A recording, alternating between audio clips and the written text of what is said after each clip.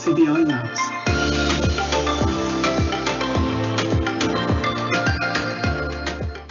So after a short break last week, we're back with you again this week for live event number 40. Hopefully everybody's feeling a bit more optimistic with some of the restrictions lifting. Good to be able to travel around our own counties now, and just nicely timed to enjoy some sunny weather as well, at least over here on the West Coast. Now on today's show, we're going to be returning to our What You Need to Know series. And we'll be talking about a subject that was raised just a few weeks ago: how to go about buying a new mobile phone. Do you have to go for a smartphone? And if you do go for a smartphone, what sort of factors should you consider? What does all the jargon mean? And how can you make sure that you aren't paying for more than what you actually need? Well, we'll be joined by the regular panel of JP Corcoran, Sean Doran and Daniel Dunn to talk about that in about 10 minutes time or so. Later on in the show, we'll be talking to Bob Murphy in our Seeing It Your Way piece, and we're going to hear about his involvement in working with different access issues. So stick around for that a little bit later on as well.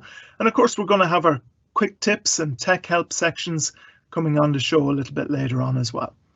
Just a reminder that for any feedback or questions throughout the show, you can get in touch with us at labs@ncbi.ie or using the question panel if you're connecting through Microsoft Teams. So plenty to look forward to on the show today, but let's kick off with our Meet the Team segment. And as you'll have noticed in the last few weeks, we've been extending the reach of this segment a little bit beyond the Labs team and hearing a bit more about the different elements of the work that NCBI does.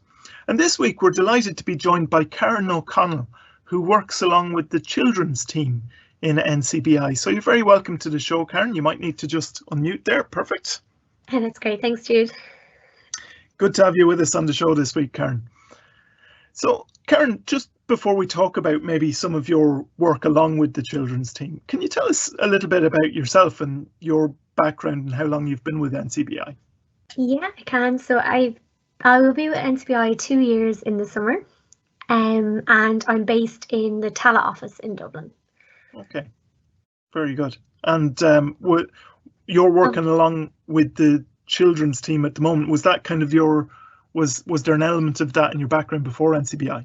Yeah, there was. So I studied in college early childhood education and child and family studies.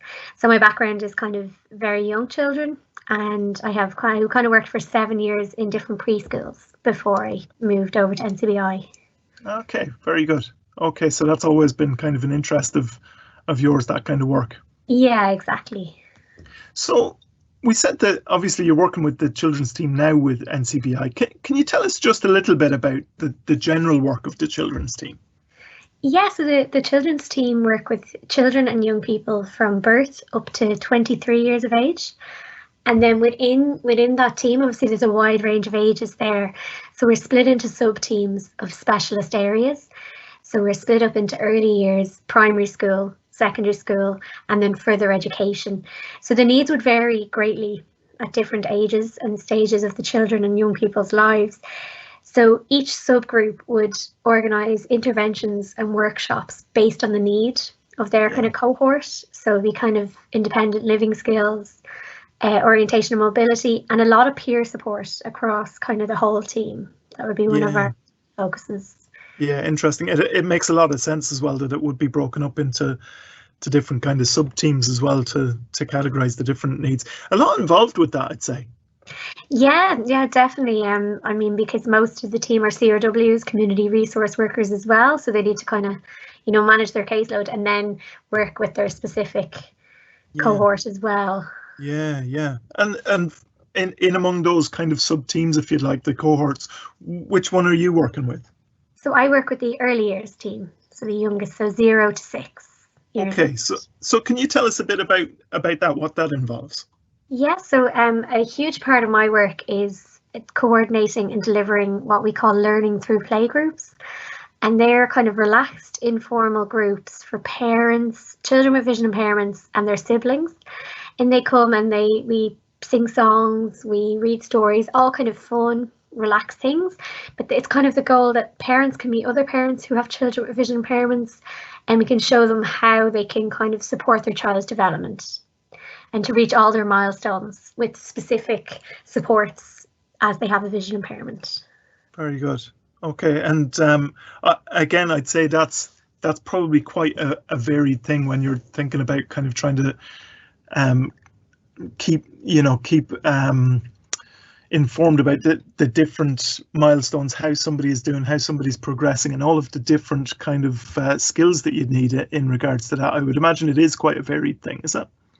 It is definitely, and like even within the early years, there's a huge difference obviously between a baby and the milestones they're going to be reaching, and then a 6-year-old. So it's kind of it's up to kind of myself and my team to stay up to date with kind of child development and make sure we're kind of always updating kind of our skills, and we have the knowledge and it's to support the parents. Yeah, very good. Can you give us a little bit of an idea? Maybe just talk us through one of the sessions that you might have. So you were saying learning through play. Yeah. So what might a typical session involve, or how might it go?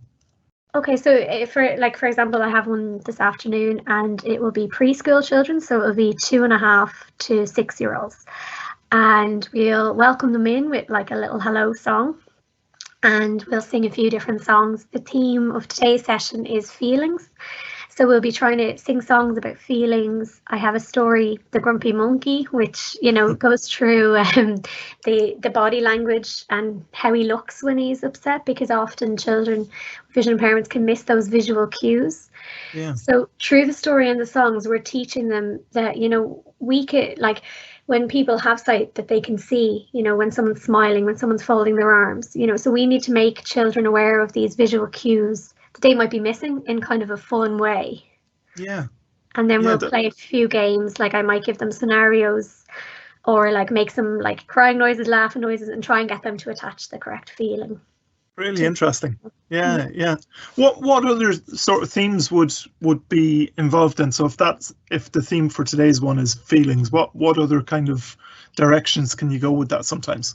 They kind of vary greatly. Like one thing I tend to do is kind of pick a story and then base it around it. So we might have, say, the hungry caterpillar, and then the theme will be all about tasting and the sense of taste. Or, we might have the bear hunt, and that will be more kind of orientation and mobility, going over, under, around. So they do vary kind of. You can kind of take it in any kind of, direction. Yeah. It sounds very interesting, and again, a lot of thought that goes into making sure that each of those sessions really are helping people to, achieve those. I suppose as you're looking at the milestones, helping people to progress and develop, and in the way that you would envisage. So as you're doing all of that, how has the last year affected that kind of work? Yeah, so it's changed hugely since I began with NCBI. So all my workshops were face-to-face. I had them in Dublin, and I was driving around the country and doing them in Cork, Sligo, lots of different counties, but it's all gone online now, and we use the Teams app. So it's changed completely. It's a virtual workshop now. All the parents log in from their own sitting rooms. Which is totally different, and there has been kind of upside to that, in that, like, without me moving around the country, we're reaching much higher numbers. Yeah. Our numbers would have been the highest in Dublin and the surrounding counties, whereas now we're getting people from literally across the country, which is amazing. Brilliant. And also, I'm not spending as much time driving, so I feel I have more time to spend with service users, which is great, and the children and their families. Yeah. Obviously, there's downsides as well, like technical problems and computers freezing. The children can't always see us on the screen, which is obviously a downside.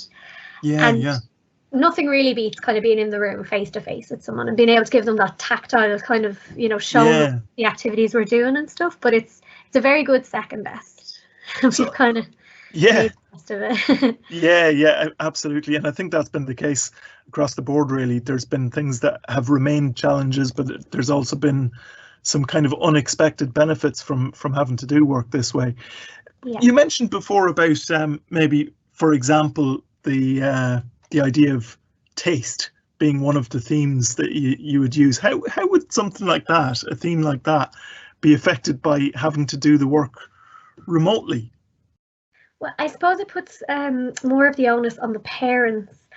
So I would need to send out a plan and ask for the parents to have all the things they're going to be tasting, whereas previously, I suppose myself and my colleagues would have provided them ourselves.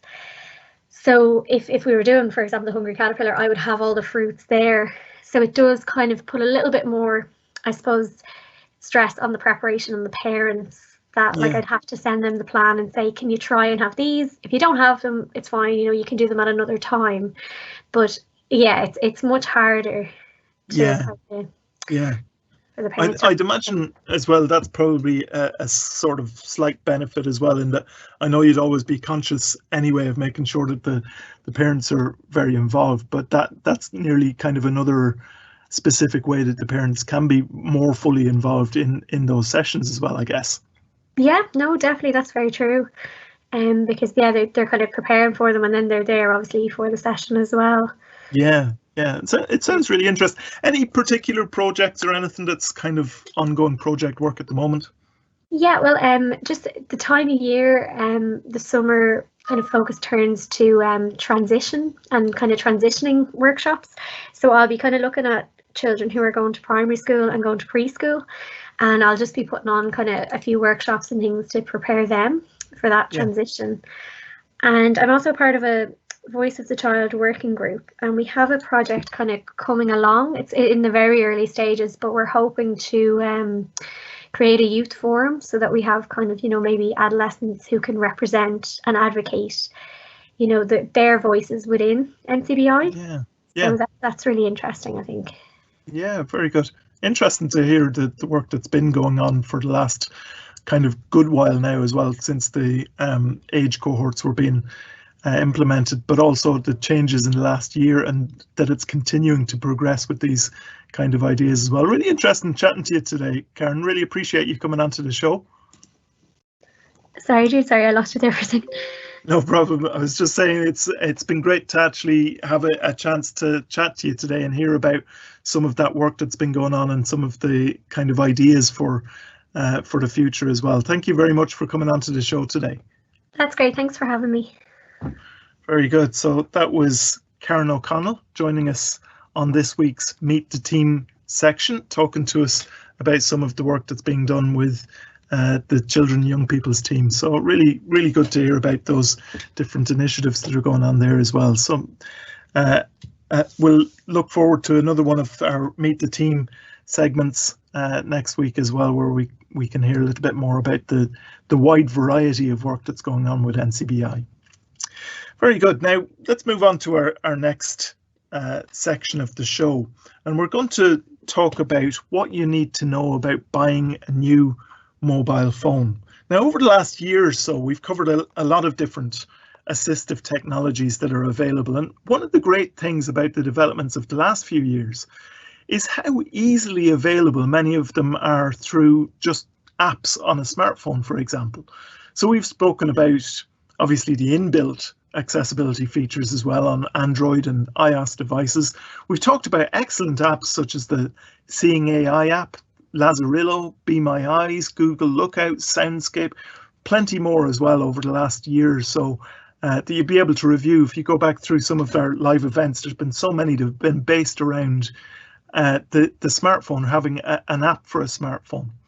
But when it comes to buying the hardware itself, the actual mobile phone that you use, what do you need to know about how to get the best one to suit your needs? Does it always have to be a smartphone, for example? Well, our panel of Daniel Dunn, JP Corcoran and Sean Dorn are joining us today to talk about that. So the band is back together, you might say, for this one. Good to have everyone here, and hopefully we won't get into too much of an Android iOS debate, but that'll come into it a little bit, I guess, in terms of some of the evaluations that we make. But maybe just to start with, broadly speaking, in the intro that we've mentioned there's kind of the two different categories, if you like. There's the smartphone and the non-smartphone. I don't think there's much need for any major explanation here, but basically, what makes something a smartphone? Why would you call something a smartphone? I suppose, Jude, like the smartphone has kind of evolved you know, with these apps and everything, software designed, whereas the old phone was just typically just used for, you know, texting, phone calls, that kind of thing, and maybe with a game of Snake or something thrown in just to keep the interest going, you know, if you think back to the days of Nokia. So the smartphone really has been built to take advantage of the data delivery. So we're gone from, you know, voice communication or even just text communication. Now a lot of our communications is taken through the internet and delivered to the handset. So in a sense, that's what these smartphones are about. So everything that you can do, you know, from a laptop or a PC, you can do these on a smartphone. And in some cases, the features that are put onto, you know, the extra sensors and things that are put onto smartphones means you can do a lot more than you can do with, you know, a computer or a laptop. You know, for example, you have your step counters and all these kind of things that are built into, you know, the cutting edge smartphones that are out there for your health monitoring. So definitely, you know, it's kind of took on the role of trying to do what a laptop and a computer did, and it's kind of diverged off down its own little path, coming up with new innovative ideas. So I suppose that's where the smartphone is. Very good. Yeah, absolutely. And so just to kind of clarify with that as well, I suppose that a lot of the times you would see the phones with buttons, a lot of them wouldn't be smartphones, and then you'd have a touchscreen phone, and people kind of maybe equate it just purely with that. Can you get smartphones that have buttons? You can do that. There is smartphones that also have the 9 button and keypad. Yeah. And some of them still have touch screens also, and some just have the keypad. So there'll be limited functionality in terms of what you can do on the screen. You can still navigate throughout it, but there's often a slight trade-off if you have a phone that depends on a keypad rather than a phone that can use both. Yeah.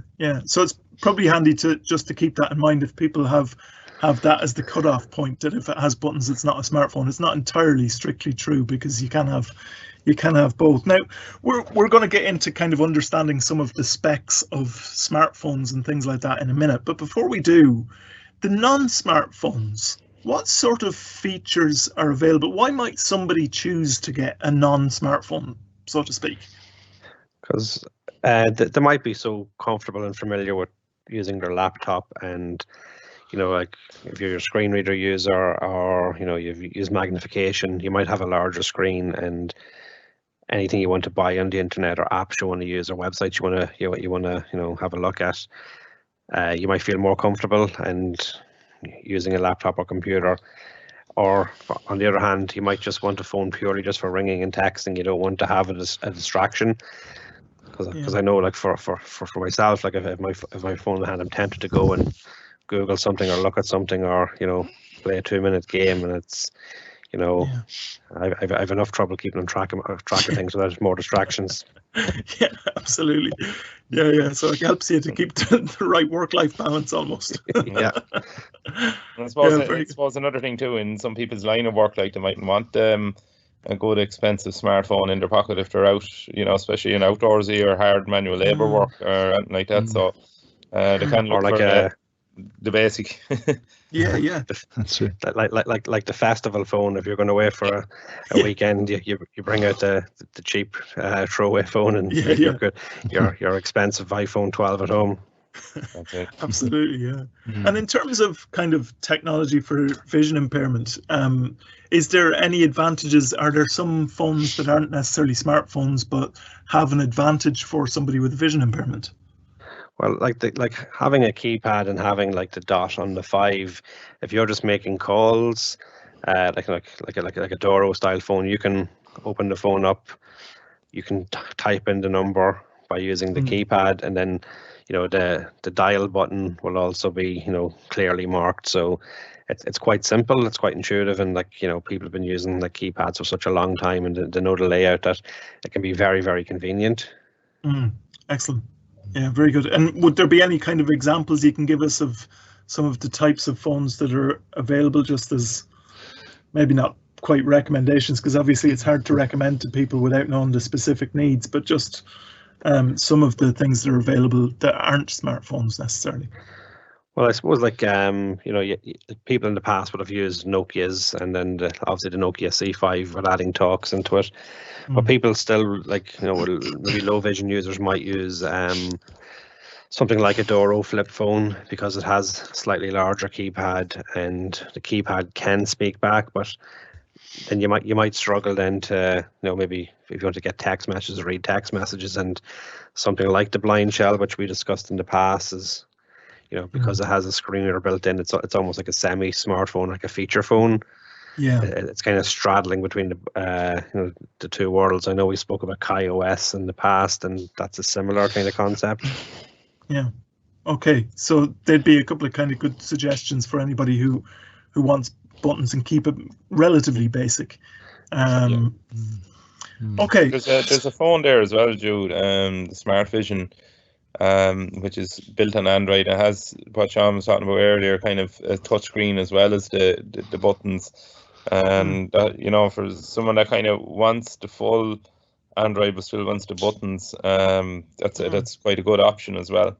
Interesting, yeah, and that's kind of good to know as well, because I think a lot of people will want the functionality of both, but not necessarily the full functionality of having to have a full touch screen. So it's useful to have a few options there. Yes. I think probably the area that maybe confuses people a little bit more, or could be potentially confusing, is when it comes into smartphones, because of, I suppose, they rely more on selling because of their specs as opposed to any particular feature they do very well. So it's kind of good for us maybe to have a chat about some of the specs. We'll do that in a second, but just when it comes to between kind of Apple and Android, we won't separate out too much here. But generally speaking, if someone doesn't want to get too into the specs of a phone and doesn't want to have to worry about knowing it inside out, just wants to make sure they get one that will work for accessibility features and apps and things, are there any current Apple phones that wouldn't be able to handle that workload? There's a good few, obviously, Apple iPhones at the moment to choose from. Now, interesting, if you go back to when the first iPhone was developed in 2007, and there was two decisions there when you came to the iPhone. You either go for an iPhone with 4 gigs of storage or an iPhone with 8 gigs of storage. It was as simple as that. But now here we are, 14 years later, and there's I think there's 7 models currently available on the Apple Store. So there's much more to choose from.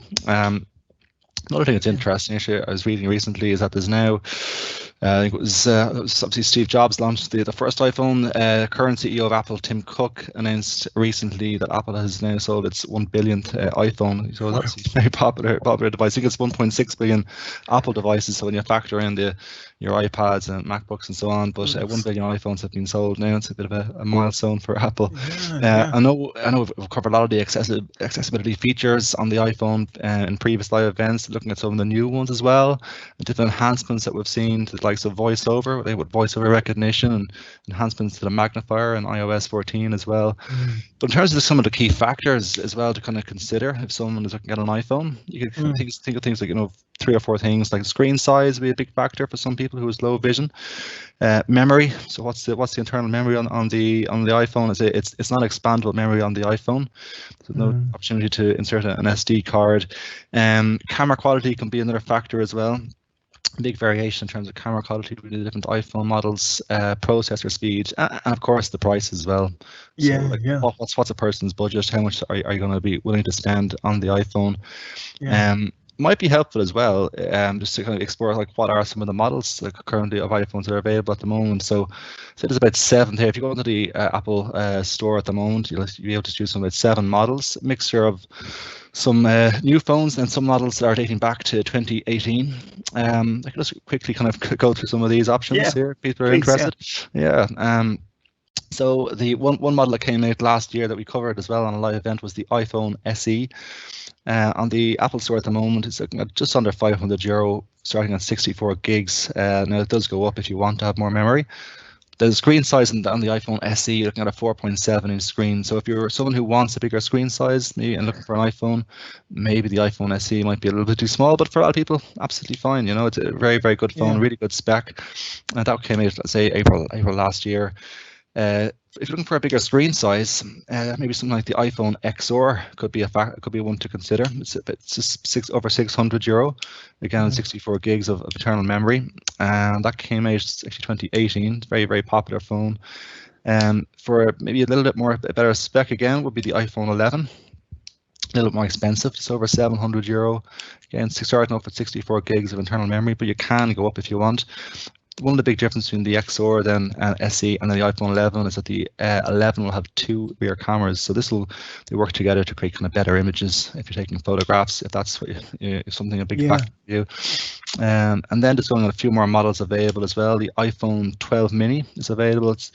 And the 12 mini is a 5.4-inch screen. It's just over €800 on the Apple Store at the moment. Again, has 2 rear cameras, but the chip is slightly improved. You have a better processor. It's an A14 Bionic chip as opposed to the A13 on the iPhone 11, and that came out in last year. Then there's the iPhone 12, just under €1,000. So we're kind of getting into the more expensive iPhones now. Yeah, but a bigger screen size. We're looking at a 6.1-inch screen. Again, 2 rear cameras, A14 Bionic chip, and then there's 2 other models: the iPhone 12 Pro and the Pro Max. Now you're looking at over €1,000 for these particular models. The Pro Max is a 6.7-inch screen. Pro is a 6.1-inch. These actually have 3 rear cameras. This has a LiDAR camera as well on the rear of the iPhone. Interesting, we came across this one as well. We're talking about it in a recent live event. LiDAR equipped phones. So LiDAR stands for light detection and ranging. So basically what it is, it's a remote sensor on the back of your iPhone, and it sends out light pulses, and it can be used to measure a range of distances. So it's kind of the technology behind some of the self-driving cars that we're hearing about. Yeah. And what we've seen is that now this is maybe not for everyone, but we've seen, I say, for some of the apps like Seeing AI, there's a new world channel that's been introduced, which can be used to measure distances, say, between a person and objects in front of them, and give them information about their surroundings. So yeah, I mean, that is certainly the higher end kind of iPhone, but it's a nice range of iPhones there that are available currently. Yeah, it sounds like it. Yeah, it's interesting just as you go through that, because I guess even if you were to go to the most affordable end of the iPhone, and you're talking about maybe, is it the iPhone SE would be the most affordable, you'd most likely manage to run pretty much any of your apps that we would be talking about generally without any issues on that, wouldn't you? Yeah, that's one of the great advantages, actually, that you would be able to run any of the accessibility features, if it's Voiceover, if you're using Zoom, if you're using Speak Screen, any of the accessibility features on iOS, that you'll have them all on the SE. The only exceptions there that we ran through would be the LiDAR equipped phones, so say the iPhone 12 Pro and the Pro Max, which have the LiDAR sensor, but otherwise all the other accessibility features will be shared on those iPhones. So that's kind of interesting, because when we talk about various phones from time to time, we talk about Apple. There's not an Apple phone that you can buy, not a current Apple phone that you can buy, that will disappoint you when it comes to accessibility features generally. And it's maybe one of the broad stroke tips that we might be able to give here a little bit, is that if somebody isn't really into specs and things like that, and they are considering an iPhone anyway, there's not too much stress in terms of you're going to be disappointed here, you're going to spend your money and it's not going to be able to do what you need it to do. So that's quite a consideration. Yeah, exactly. It is true. I should buy a second-hand one, Jude. Yes, absolutely. Actually, maybe just we'll bring that in here. We'll maybe come back to this as well a little bit later. But just on that note, why would that be such a concern with this, if you were talking about Apple iPhones then? Yeah, I suppose it's not just limited to Apple iPhones, but there is a good bit of movement on the second-hand mobile phone market, and I think that one thing that most common people will say when they've bought a second-hand phone is the battery life in them, and they have been used, and batteries by their very nature, manufacturers will tell you that a phone will have 1,000 charge and discharge life cycle, and next thing the cells will start deteriorating in quality. So that means you'll find that your phone is not staying as charged as long as it should or did. But that's natural. That's natural because of the batteries that are used in phones and indeed laptops and many other and devices that we all use in our lives. So I suppose from the point of view then that if you've bought a second-hand smartphone, and smartphones are notorious, I suppose, for their consumption of power. Everybody who's even a brand new smartphone will, most of the time will only get you through the day, to the night, and you put it on the charge again. What you can find maybe with a second-hand phone is come tea time, you have to put it on the charge, and then after a couple of months of that, it's getting you just to lunchtime, and you have to give it a top up. So that's, I suppose, a drawback on the second-hand market. And something I guess you wouldn't really tell until you take it home and try it out. So it's kind of it's a sort of thing that doesn't surface maybe till a few months after. You know, it is. It depends on the amount of use a phone has got before it's got to your hands. Absolutely. How much pre-love it got. Absolutely. So let's just kind of get into that a little bit more then, because we started talking about maybe battery life there, and as we said, as a kind of a very broad thing, a new iPhone, a current one that's being sold new in most places, is going to do pretty much everything you need it to do. Where the specs really help is because of the broad variety of Android phones out there. Obviously, it helps us to know that as well with Apple phones. But if we really want to get into it, there's such a broad variety of Android phones out there that it's useful to know a bit more about some of the specs. So can we get into that maybe a little bit? We talked about processors with laptops. What can you tell us about the processor of a smartphone, for example? What sort of information would somebody need to know about a processor?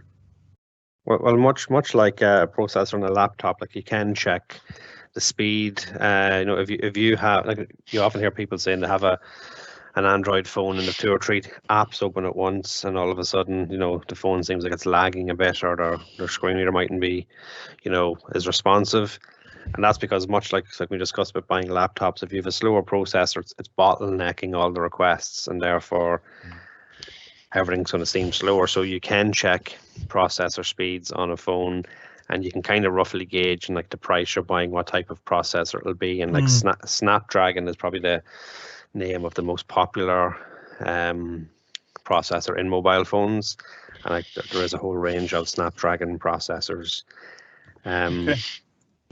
So can you give us a bit of an idea of, if somebody's looking at a whole range of smartphones and they're looking at the processor details and specs, what would be, give us an example of maybe quite a poor one against quite a strong one, or how they would go about kind of assessing that? Yeah, well, that's a good question. Like the Snapdragon in, let me just get the details here. So again, we're kind of talking, as Sean was mentioning there, the idea of a processor being like the brain of the core processors. You get into multiple core processors, which kind of can take on different, separate processing functions maybe for different things you're doing. So you might hear things like quad core, octa core, these kind of things. So there's, obviously the more of those that's going on, the more power you've got in that phone. Now there's going to probably come a point in time, where depending on what you're using the phone for, whether that's relevant or not. If somebody who likes playing games, let's say, on their phones, well, gosh, they want the processor power because they want, stuff is moving so fast on the screen, they want their processor to be able to take care of it. Yes. But, for somebody maybe that's just checking air and weather, it doesn't matter whether it's a quad core or octa core processor for that. Yeah, very good. Okay, so that kind of gives a bit of an indication. I think that's one of the higher Snapdragon processors is the 888. To be on very few phones, so then like you'd kind of average at 865, and even below that there, like with 845 processors, they're still actually quite good. You have to, you'll know, like when you sort of buy. The trouble when people buy Android phones is they might have went to like a store and they might have paid like €100 for an Android phone, and it's going to have quite low specs, and therefore it'll have a really low processor. But if you kind of spend roughly the same amount of money that you'd spend on an Apple device and still cheaper, like you get a great bargain with an Android phone. Yeah, very good. The things to really look out for is like your RAM. So okay, so give us a bit of an idea of the RAM then. So as we were talking about in the past there with like Google Lookout, you need at least 2 gigabytes of RAM before you can use that app. Okay. So like 2 to 4 should be your minimum amount of RAM that you do need. And storage, I know it's kind of debatable, and we can kind of get into it a bit. Like I would say like 128 gigabytes of storage on a phone is going to last you a long, long time. It's going to future-proof your phone. Because often in the case, people might buy a 32 gigabyte storage phone in a time like, you have all your updates on it, you have a few apps, you have pictures, you have messages, people sending WhatsApp videos. It can fill up quite quickly, and we all have like a friend or relation who has to constantly delete apps or remove pictures to kind of get to install something else or to have enough room for an update. Yeah. So if you give yourself 128 gigabytes, you'll have lots of space. And then in the future, you can always copy over, extra photographs or videos to your laptop and then remove them from your phone. And I know, like JP, that was mentioned there about expandable storage. So some Android phones have expandable storage options where you can put in an SD chip and then you can save your photos and videos to that. Yeah. Very good. So you've got kind of the option as well if there isn't. It's very handy. The expandable storage. I changed my phone from Samsung Galaxy 7 to the A71 there just at Christmas. Sandy was good. Thanks. Very good. Thanks very much.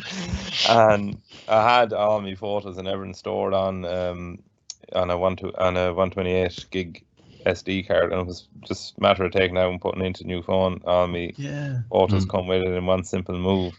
So that's, one nice thing, and you can actually instruct the phones then, if you are out taking photographs, and whatnot, and you are, snap happy, it's good to know that the photos are going to store onto that, that SD card rather than sucking up the memory, the internal memory of the phone, where ideally you'd want to be placed in your apps and things like that. It's quite interesting actually just having that option as well, and just knowing that there is that possibility. It's not across the board, and as I think JP mentioned earlier, for Apple phones you haven't really got that option at all, do you? No, it's not an option on an Apple device. No, there's no option to insert the SD card. There's no expandable memory, Jude. That's a big thing with the devices, Jude, is making them waterproof. So the more slots and things that can open on the device, the less chance of it's being waterproof, and it's a big selling point to have a high IP rating, or IP, whatever the rating is. Sorry, it's just escaping now for waterproof, for waterproofness. And if you take out your SIM card slot, you'll notice there's a rubber grommet around it to kind of insulate it. And if the more chances, the more slots you have, the more chance water can get, you can get water ingress. So a lot of companies are like wanting people to not use that and like maybe use cloud storage and save your images and that to the cloud as a backup, and then to keep your phone free. So there's lots of different options. Like I personally will just every few months connect my phone to my computer like a USB key. I'll go to the camera folder, I'll copy all the images off it, save it to my laptop, and then I'll free up my phone. And it's quite easy. You can do that on both iPhone and Android phones. Yeah, very good. So that gives you plenty of kind of options when it comes to storage. When you mentioned about 128 gigs for storage, is that something that's kind of, we can say that safely, that pretty much even for a fairly heavy user, 128 gigs is plenty, but would you get away with less if you do less? It's a catch. There's a little catch there too, I suppose, and just be aware of. And particularly, I personally speaking, I'm very fond of, you're out and about and you take about 24 photographs because you took a walk down the road. But the power, the megapixels of the cameras that are included in our phones have really increased.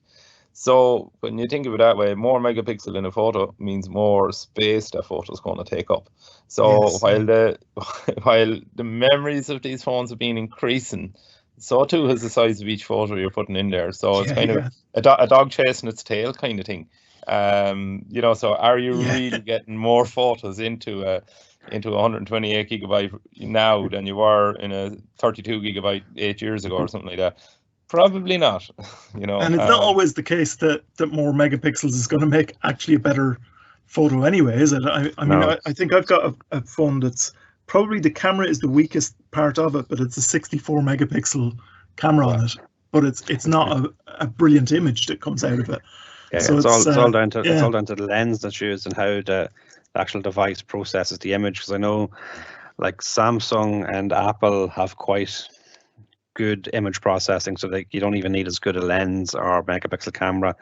Yeah. And they process the image quite well. But then that's also down to taste, because some people, don't like how a certain image is processed or how it changes the colors, and it's only very slightly. Yeah. But it is kind of something you can factor in. But like when you are buying an Android phone, there is lots of things to weigh up. Like I said, is it how much RAM will I potentially need? How much storage will I potentially need? What screen size? And these all, add to the price, or actually, can make it cheaper. If you don't need quite a large screen, you can go for a smaller device phone. And then Android phones also have NFC features, which are very useful. I use NFC quite a lot to pair certain headphones to my device, and I top up my Leap cards with my phone because it has NFC. So they're things I look out for when I'm getting a phone, because I'm so used to using those features that when I go to a new phone, I want to make sure I have the same features. Yes, yeah, absolutely, to make sure that you've got the same functionality as well, I guess. So just if somebody was looking at like a spec sheet here, and they really were they maybe have an idea of the concepts, but as you look at the spec sheet, you see all sorts of numbers and letters after them. Just this might kind of seem a little bit basic as well, but when we talk about the processor, what are the letters that you'd normally see after the number? I think we said the Snapdragon 888 or something earlier. What do you normally see that would identify the processor number on a spec sheet? Well, it's because each mobile device might be using a different different measurement, or a different company, so that we can't really go on like Snapdragon 836 or whatever the name is, but we, much like a laptop, we can find out the gigahertz of a processor, and like it doesn't have to be as high as a laptop's one. But like as Daniel said, if you have an octa-core processor, you've basically 8 cores doing the work, so they can all be a smaller amount, and it's going to save battery power. But with a mobile phone, you're looking at like maybe 1.4 to about 2 to 2.4 gigahertz in your speed, and it's not overly essential if you have somewhere in the middle of that there. Like, you don't need to get the most expensive phone. Nearly like the liter engine of a car. Exactly. Yeah. Interesting. So is that where you see GHZ then? If you're seeing that on a spec sheet, is that what that's talking about? GHZ, gigahertz. Yeah. Okay. And, go on. As I said, so like much like Dan said, much like a car there. It doesn't have to be the very fastest. You don't have to get like a 2.4 gigahertz phone. Like 1.4 would be fine in a phone, and it also depends on what you're going to be doing. Like and then you'll often see things like different types of screens, like LCD, OLED, AMOLED, and like LED is light emitting diode. So that's hundreds and hundreds of little lights in the background in kind of a grid making up the image. And with an OLED or an AMOLED, that's like an organic light emitting diode, an organic LED, and like they're actually quite unique in terms of they can actually switch off pixels, and then you get a true black screen. So in the past, if we see black on a television or a screen, it's actually those lights been dimmed, and it's actually a grey color. Yeah. While now on these screens, it actually switches off those part of the screen, so you're actually getting a true black part of the screen, which is great for contrast. It's great for dark modes. Yes. You get it works really well. But on the flip side, then they can also be much brighter and much more intense on the eye. So someone who has glare issues might need to try out one of these screens first. And also someone who benefits from high contrast might want to try out these kind of OLED screens. And that's why like AMOLED is, you'll find them on like the iPhone 12s now, because it's their higher end screen. Yes, yeah. And I noticed, like, I got a phone with an OLED screen, and I immediately noticed a difference in terms of contrast and resolution and just text looking clearer. But I understand that the glare will... Yeah, and I was actually just thinking that when you were saying that obviously the contrast is one of the things that we kind of use when we're trying to get the most out of somebody's remaining vision as well. So it's actually maybe quite a useful thing to keep in mind. Somebody might think a screen is completely unimportant if you're not going to be depending on how good the image is, but contrast is important. So that can have a certain amount of relevance to it. Absolutely, and like that's why you have to. It's much like when you're buying a laptop. It's not always the specs. Sometimes it is the make and model that you can depend on this company to put out a good product, and you can get another phone which is the same specs and it just doesn't gel together as well. Yeah. Like that's why research the specs, what you need, what's within your budget, then find the name of a few phones that are within that there, research them, just look at reviews, and like it's good to note, it's important to note that when people are doing reviews for products, they don't often run out to write a good review. So even if there is one or two bad ones, it doesn't always mean that the product is bad. Yes, yeah, people are more eager to put up a review if they're disappointed with something. Absolutely, yeah. Yeah. That actually moves us on nicely to kind of the next part of this discussion is just, around the kind of deals that you might get, or if you've got a certain budget but you need a fairly decent phone. You mentioned there, Sean, the idea of just doing your research, checking into phones, seeing the reviews, seeing the specs and things like that. Can you tell us any more about any kind of deals that you can get, or is there any phones that have caught your eye, for example, or does it always have to be a contract phone, for example? No, sometimes I'd be in a contract, but sometimes I'd buy a phone outside of it. So I don't have to extend the contract, and therefore my phone is open to any network. If I do change, I can bring that phone which I prefer with me. I don't have to unlock it if I'm not with that contract for so many months. And a phone I have been looking at, which I do think is a good priced phone, is OnePlus. Is a Chinese company that makes smart Android phones competitively, and they have a budget model called the OnePlus Nord. So that's Nord. And you get 8 gigabytes of RAM, 128 gigabytes of storage. It's a 6.4-inch screen. And I think that's €409 altogether. Very good. And, and you can upgrade that if you wanted to, and get 12 gigabytes of RAM in your phone and 250 gigabytes of storage. That OnePlus Nord would then cost €509. Yes.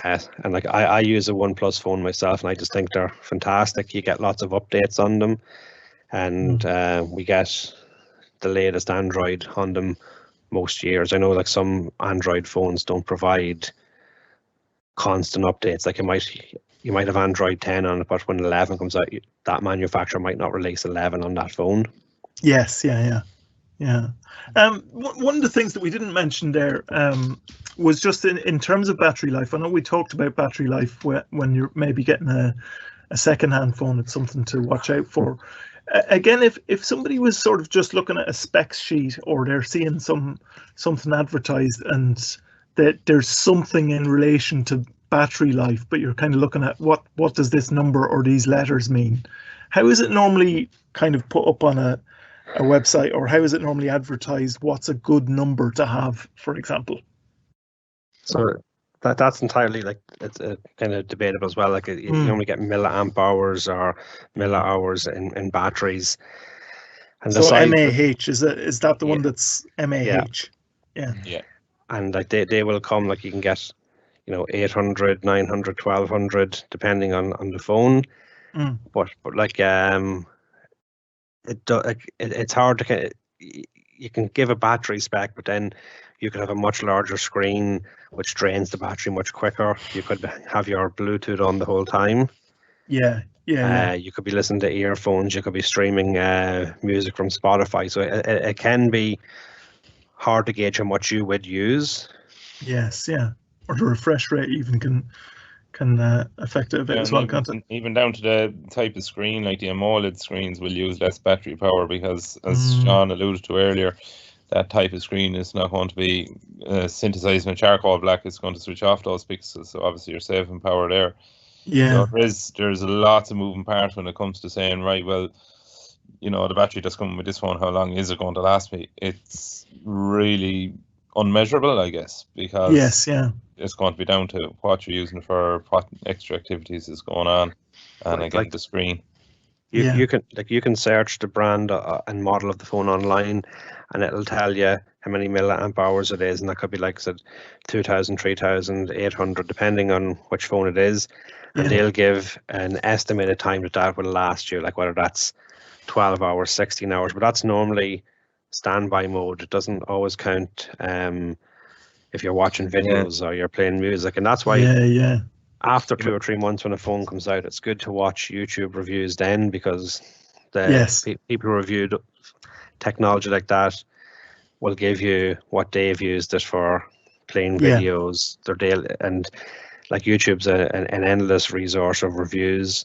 So if you review a brand new product, it's all the bells and whistles, and you don't always get battery.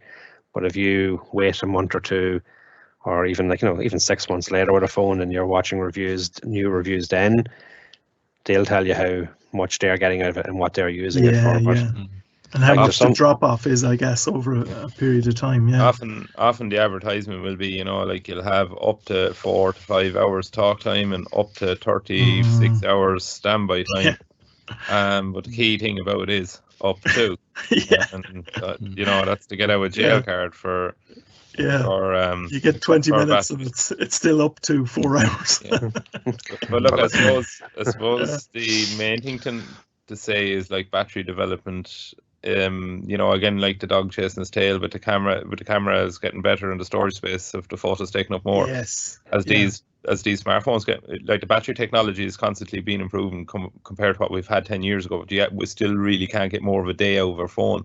Why is that? Because the power of our phone is getting stronger. The processing power and the functionalities of our phone is getting stronger, and it is demanding a bit more energy, and that is sapping the progress of the battery technology. While the battery, the batteries have improved to say, well, if you could take today's battery and put it into a smartphone from 10 years ago, you might get 3 days over. But the phones have progressed so much, it's eaten up any progression. And that's quite a good tip, I guess, in general as well. That if somebody, for example, if somebody's going to go for one that's a good camera, you want to make sure you've got good storage. And if you're going to go for something that's, got an amazing screen, big screen, got all of the, it's got really high spec in every other area, you want to also make sure you've got high spec in a battery, because it won't cope with anything if you've got a low spec battery but high spec everything else. And just to note there, Jude, like on your Android phone, you can go to settings and go into the battery, and it'll tell you which apps are using the battery most. And which is draining it. Like you might have Spotify running in the background, or you might have, like a weather app that's constantly updating. And maybe you can switch that app off and just check that when you want to, rather than constantly running in the background. So going into your battery will let you check things like that on Android. Yeah, very good. It's kind of like some of those permissions. When you set up an app for the first time, do you want to let this app access your device location? And I noticed lately that you're getting a third option. It used to be simple, straightforward, yes or no, but now there's one there, only while I'm using the app, which is quite good, because that means when you exit out of that app, it's not hogging on the GPS sensor that's in your phone. So that these are good improvements that that the software guys are bringing in on these phones. And I suppose one more thing about the battery is that certain models of phones will, you can actually take the battery out and replace it. So if you were maybe not getting into a contract, and you said, right, I'm going to go on and just buy my phone outright, it's a very big investment. And maybe if you find after 2.5 years, because you're a heavy user, that the battery is no good anymore, it might be, at the time of purchase, might be saying, well, in 2.5 years time, if I want to replace the battery, can I get a replacement battery and pop it into my phone? And that's another good thing maybe to consider when buying a new phone. Yeah, very good. Well, there's been plenty of tips all the way through that. I think it's been really informative just to have that discussion, and just to kind of see what's the important factors to take into account as well when it comes to buying a new mobile phone. So appreciate that, JP and Daniel and Sean. Appreciate the comments all through that. And if anybody has any questions, of course, about that, they can always get in touch with your local labs trainer, or you can contact us at labs@ncbi.ie as well. And if there's more demand for it as well, we can always kind of revisit that on a future show as well. So really interesting, informative part there on our live event this week. But now we're going to move into our Seeing It Your Way piece. And this week we're going to hear from Bob Murphy. So let's listen to Seeing It Your Way. So this week we're delighted to have with us Bob Murphy on our Seeing It Your Way piece. You're very welcome, Bob. Thanks very much, Joe. Great to have you on the show. So Bob, tell us a little bit about your history of sight loss, your experience of sight loss. Well, I'm one of the older fraternity, I suppose, Jude, and way back in the day, I was sort of classified as having a lazy eye and all that sort of jazz. But I went through ordinary main school, and I went over to England then to go to college. And at that stage, my eyesight started to deteriorate enough. And I had been working on the buildings as a trainee structural engineer. And lucky enough, I ended up scraping through college and qualifying as an engineer at the end of the day. But there was a serious struggle with my eyesight problem. Yeah. But it was shortly after that I got RP, and I actually ended up going to a training centre in Torquay, a rehabilitation centre for the RNIB. Yeah. And at that stage, I was gone totally blind. And the RNIB, fair play to them, they offered me a job selling cigarettes from a cigarette kiosk.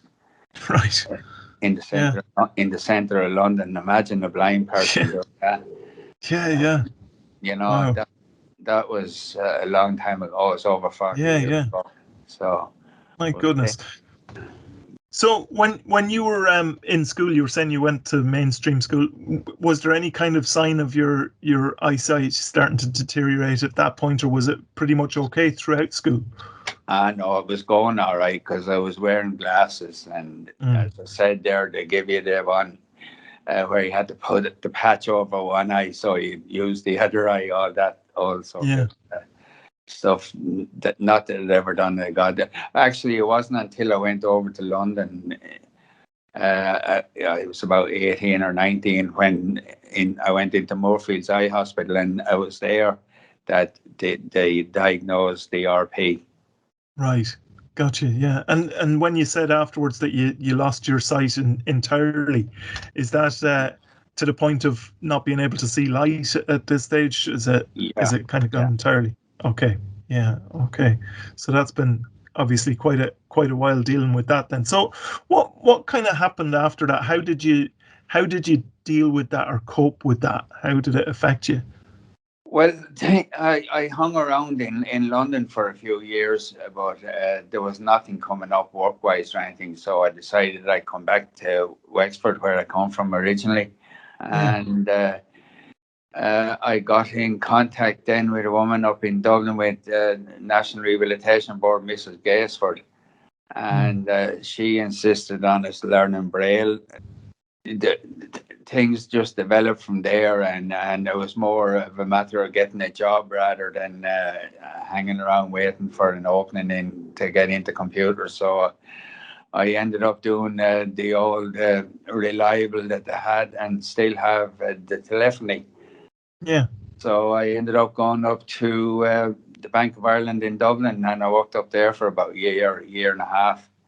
And then I was fed up with Dublin after doing London for so many years blind, and now trying to do Dublin blind. I thought, the hell with this, there's a better life. So I ended up getting a job at Revenue in Sligo. Right. And that's kind of what brought you over that side of the country then? Well, it and a woman. Right. Yeah, that tends to change things. Yeah. Of all, man. Yeah, it tends to change things. All right. So tell me something, Bob. I think you've had kind of dealings with NCBI going way back, some involvement with NCBI. Tell us a bit about that. Well, way back around that time, and I mean, we're talking over 40 years ago, Jude. Yeah. The NCBI actually ran a computer course up there.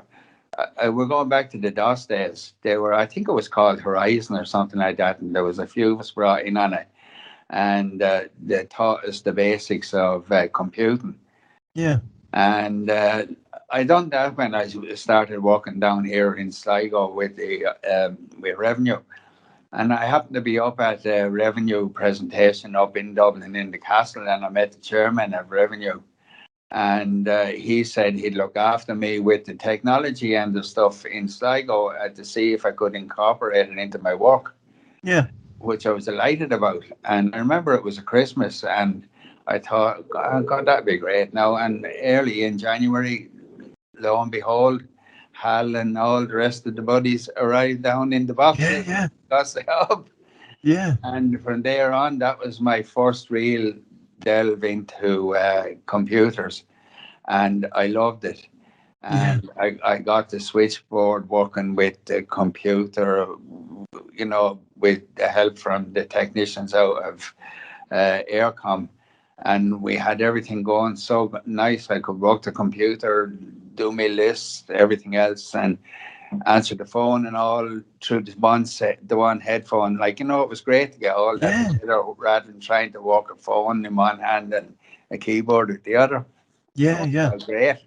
Yeah.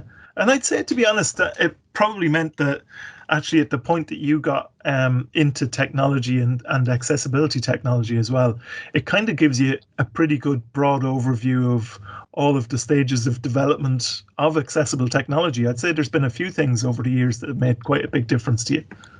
Oh God, and up to today. But anyway, back in them days, was the old DOS and Windows was only coming out, and we started off then with Window Bridge was the one that we had to learn, and it wasn't great, but it was better than nothing. And I progressed along nicely then, where the Windows started getting better, the technology started getting better, and then JAWS arrived on the scene. And of course, when you heard JAWS, what the hell is this? Yeah. And only for, I suppose, the situation that I was in working with revenue, they supplied JAWS, and it was great. And then I got a little bit of training. And of course, one thing led to another, and we're up to where we are now, really, Yeah. Now that brilliant. Yeah, now that hasn't been your kind of only involvement, I suppose, hasn't been just to do with your own needs in terms of technology. You were involved in kind of helping others in that regard as well. Tell us a bit about that, Bob. Well, back in the early stages in revenue there, I ended up, the rehabilitation unit was in Sligo, and I used to train the girls and lads that were over there in the rehab unit on the switchboard in Sligo, so that I gave them a basic introduction to what was expected of them when they went out into the wild world, into doing their telephony. And there's a lot of them around there still that would remember me from that. And I was very much involved in access, and I actually set up a Sligo Access Committee here in Sligo, and we were represented. I was their representative on the consultative group with the health board. Yes. And at one of those meetings, I actually, the chairman of the health board here in the Northwest, as it was that time, took me to one side and said he'd have a chat with me, and I taught him more of it. And a couple of weeks later, he came over to me actually at the switchboard in my office, and he sat down and we had a good chat for about half an hour. And after that, he sort of said, well, would you think of coming to work with us and see if you can sort some of it out? And I said, well, I'll think about it. And when I thought more about it and I seen the opportunities that were there, I jumped at it. I said, great. Very good. But this was involving people with disabilities, not just blind. It was all types of disabilities, physical as well as sensory. And I went off anyway, and we got set up. And he gave me one of his senior managers who happened to have a son with a disability, and he was very interested in getting this unit off of the ground. We ended up setting up the unit in Sligo, but we were covering all of the northwest, which is a massive big area, Donegal and included.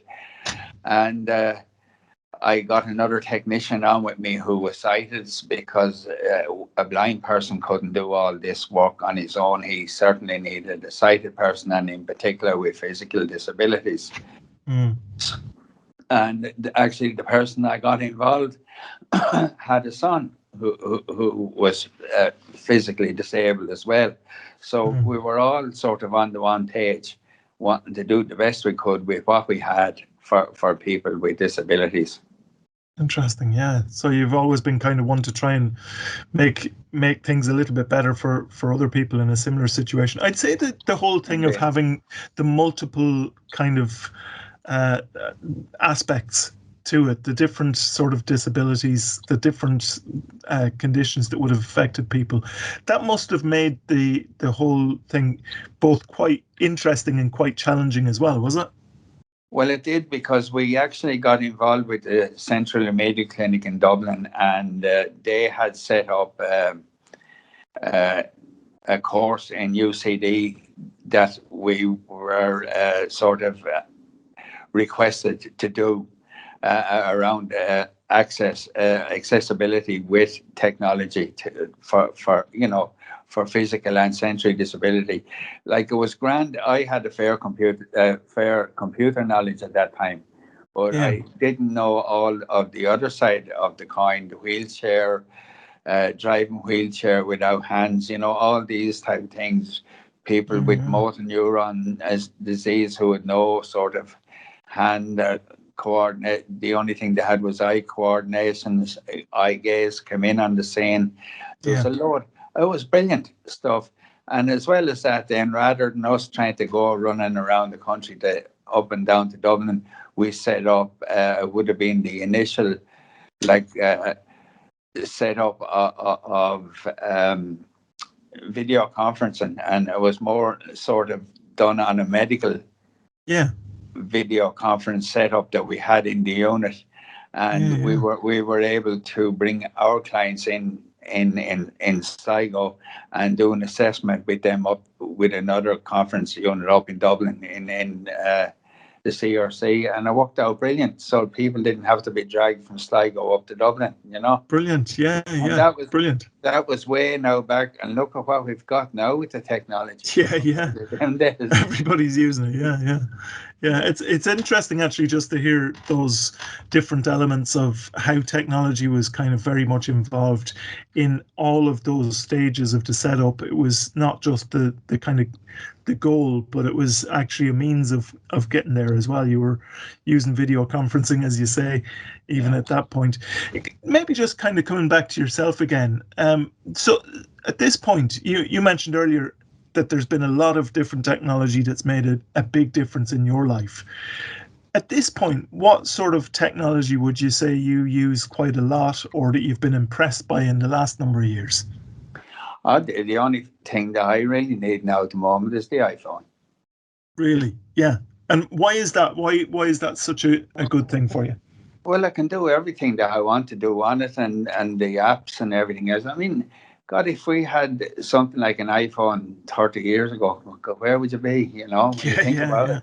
Yeah. And unfortunately, all this modern technology only came out near as I was getting older.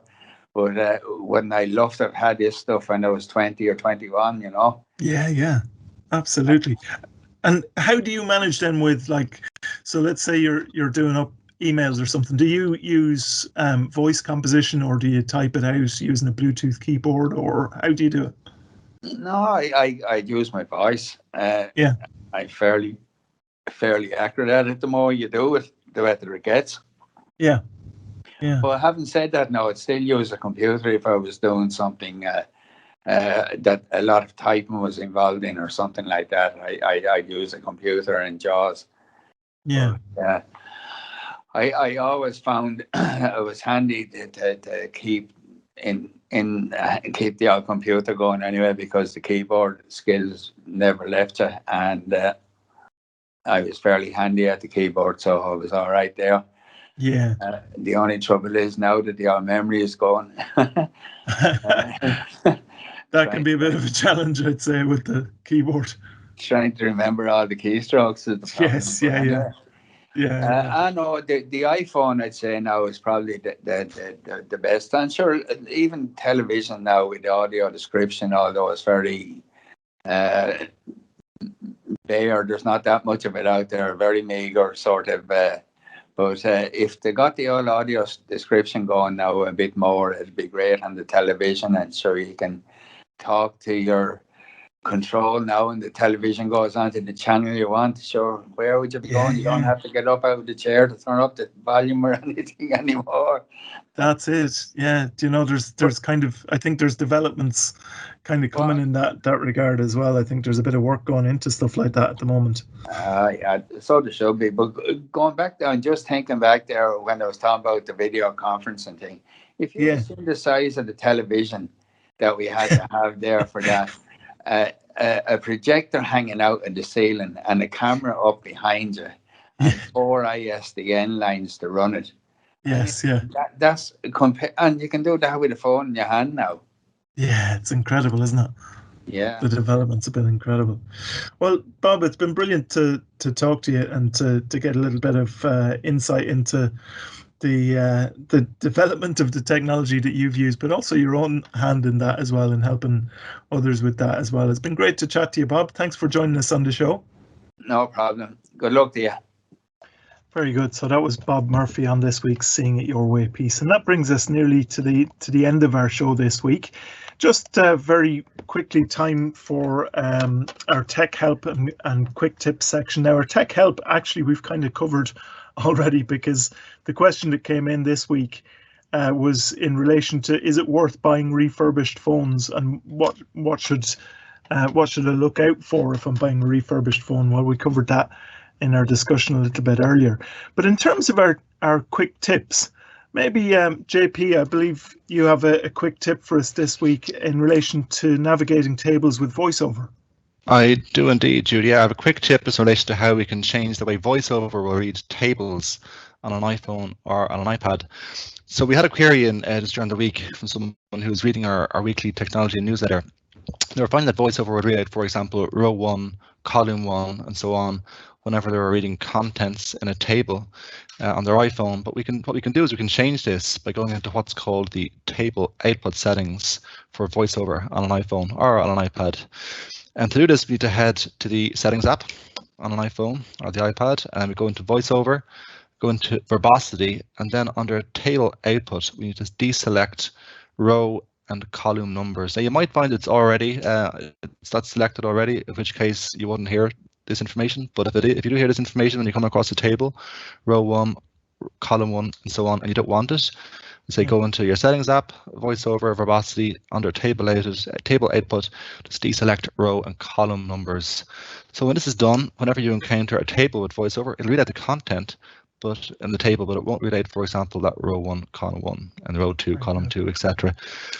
We're going to be including these steps as well on how to do this in our technology news that are going out this Friday, in case you want to check it out there as well. Brilliant, very good. So if anybody wants to review that, they'll be able to check that in the newsletter. Thanks very much for that, JP. No worries. Okay, Jude.